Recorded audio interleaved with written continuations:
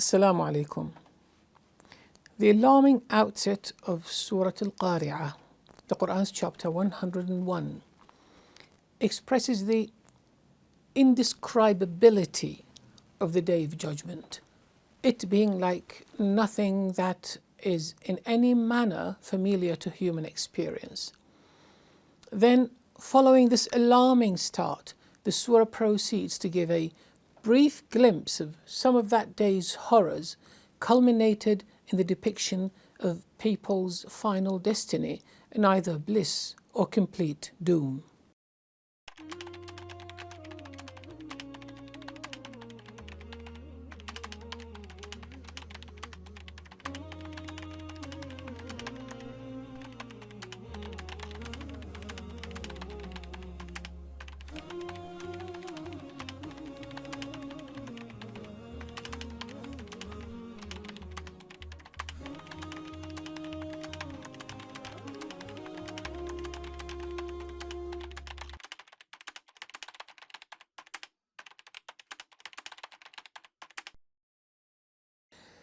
The cataclysmic event. Oh, what the cataclysmic event is. But how should you know what the cataclysmic event is?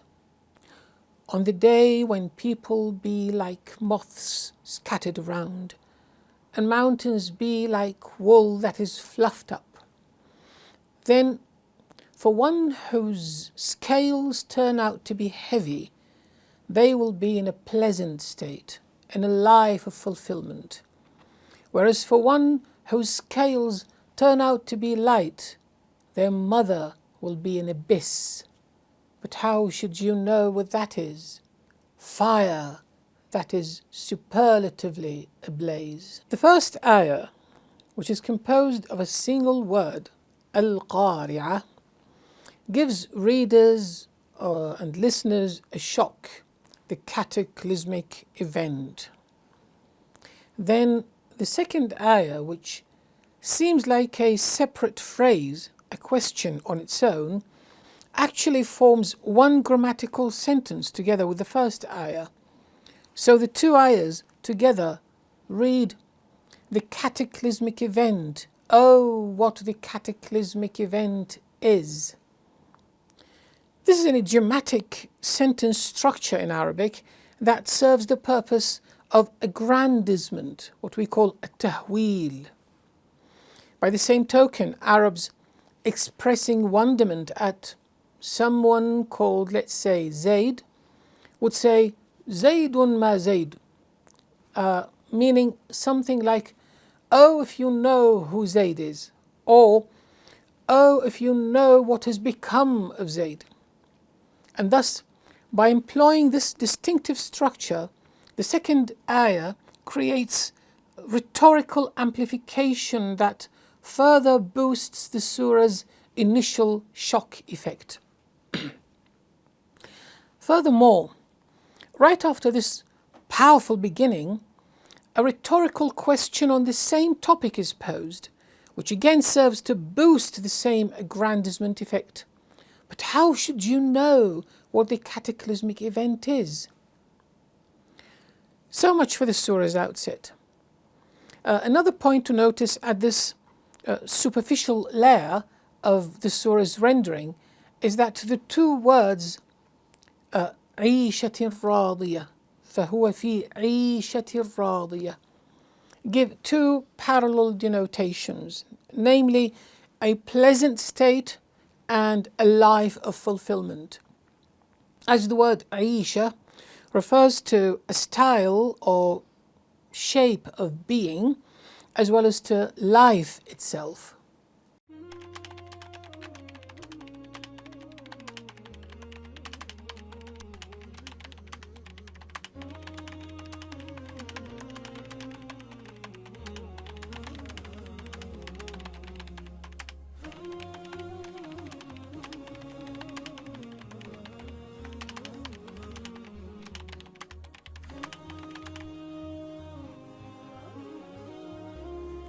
The word qari'ah comes from the verb root qara'a, among the meanings of which is to give a severe shock. Therefore, the cataclysmic event that appallingly strikes hearts with awe and panic. Oh, what the cataclysmic event that appallingly strikes hearts with awe and panic. But how should you know, O hearer, what the cataclysmic event is that appallingly strikes hearts with awe and panic? And how would you ever know what its horrors are like? And the implied meaning that lies behind these rhetorical questions is truly, it is beyond anything that you could ever imagine. And thereupon comes the brief descriptive unveiling of what the cataclysmic event referred to is, which is the resurrection for the judgment. It is what will come about on the day when all people, as the definite article indicates, the definite article, al, indicates the noun's all-inclusiveness of the whole race, of the noun mentioned, what we call al-istighraq. An-nas means all people. In multitudes, being like moths scattered around. And when mighty mountains, obviously, mountains are mentioned here for their mightiness. And when mighty mountains be like wood, like wool, that is fluffed up,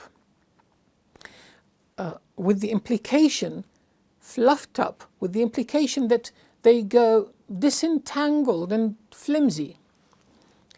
Then, for everyone whose actions, weighed on the scales, turn out to be heavy with good. Because what is of weight and value on the scales that day is only actions that are noble in nature in the sight of Allah and that are sincerely done for His sake. So they will forever be in a most pleasant state, in an unending life of utter fulfillment. Forever and unending, because the preposition fi in fi ishatin, which literally means within, fi means within, inside, in, suggests submergence in a certain state as well as permanence therein. Fi ishatin radiyah, in a pleasant state. So forever and unending life of utter fulfillment. Whereas for everyone whose actions weighed on the scales turn out to be light due to lack of actions that are divinely deemed worthwhile, their home and final abode resembling a mother to whom one retreats for peace and safety will be an unfathomable abyss. Next comes the rhetorical question, a rhetorical question that, used for the second time in the same surah, serves the purpose of aggrandizement, tahweel, once more. But how should you know, O hearer, what that abyss is and what its unimaginable terribleness is like? For it is truly beyond anything that you could ever imagine. It is fire that is superlatively ablaze for all eternity. For all eternity. Because for all eternity, because of hamiyah being a nominal participle, what we call ismu maf'ul, and the nominal functions as a noun, which suggests fixedness and stability, unlike a verbal phrase or a verb. So being a noun, hamiyah, shows that it is permanently, for all eternity, being ablaze.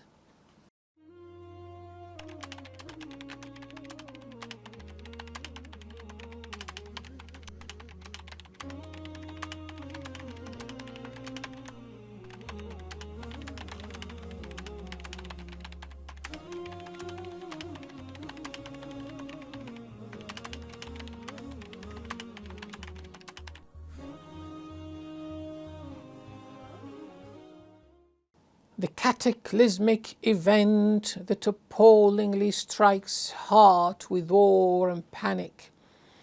Oh, what the cataclysmic event is that appallingly strikes hearts with awe and panic. That, in truth, is the day of resurrection for the judgment. But how should you know, O hearer, what the cataclysmic event is that appallingly strikes hearts with awe and panic?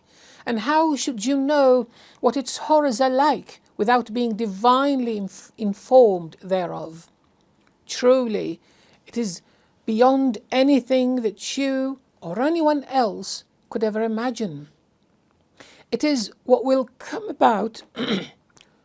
What will come about on the 50,000-year-long day of resurrection and then judgment, when all people, in numberless multitudes, scurrying out of their graves in fright-crazed confusion, be like swarms of moths scattered around, jostling in every direction. And when mighty mountains, in the diverse colours of their rocks and dust, be like multicoloured wool that is fluffed up, disentangled and flimsy, flying lightly here and there before they become fully flattened. That is the day when people stand helpless before their Lord for judgment, and when they have everything that they ever performed during their earthly life weighed out for them before their own eyes. Then, for everyone whose actions, when weighed on the scales of deeds, turn out to be heavy with good that was done sincerely for the sake of Allah, in submission to His Messenger's guidance, they will forever be in a most pleasant state, in an unending life of utter fulfillment, full of favours and blessings in the luxuriant Jannah of eternal bliss. Whereas for everyone whose actions, when weighed on the scales of deeds, turn out to be light, for shortage or lack of accurate, sincere worship and righteousness, their home and final abode, resembling a mother to whom one retreats for peace and safety, will be an unfathomable abyss. But how should you know, O hearer, what that abyss is, and what its unimaginable terribleness is like, without being divinely informed thereof? For it is truly beyond anything that you or anyone else could ever imagine. It is fire that is superlatively ablaze for all eternity, 70 times as hot as earthly fire.